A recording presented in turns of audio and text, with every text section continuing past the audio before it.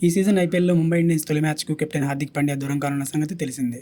దీంతో అందరూ రోహిత్ శర్మ కెప్టెన్సీ వహిస్తాడని అనుకున్నారు. కానీ ఇప్పుడు తొలి మ్యాచ్‌కు కొత్త సారథిని ఎంపిక చేశారు. తాజాగా జరిగిన ప్రెస్ కాన్ఫరెన్స్‌లో హార్దిక్ పాండ్యా మాట్లాడుతూ కొత్త సారథిని ప్రకటించాడు. సీఎస్కేతో జరగబోయే తమ తొలి మ్యాచ్‌లో సూర్యకుమార్ యాదవ్ జట్టును ముందుకు నడిపిస్తాడని అనౌన్స్ చేశాడు. నేను అదృష్టవంతుడిని. ముగ్గురు కెప్టెన్లతో ఆడుతున్నాను.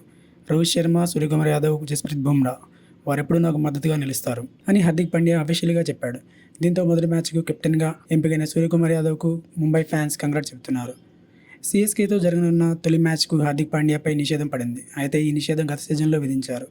ఎందుకంటే గత సీజన్లో ముంబై ఇండియన్స్ 3 సార్లు స్లో ఓవర్ రేట్ ఆడింది.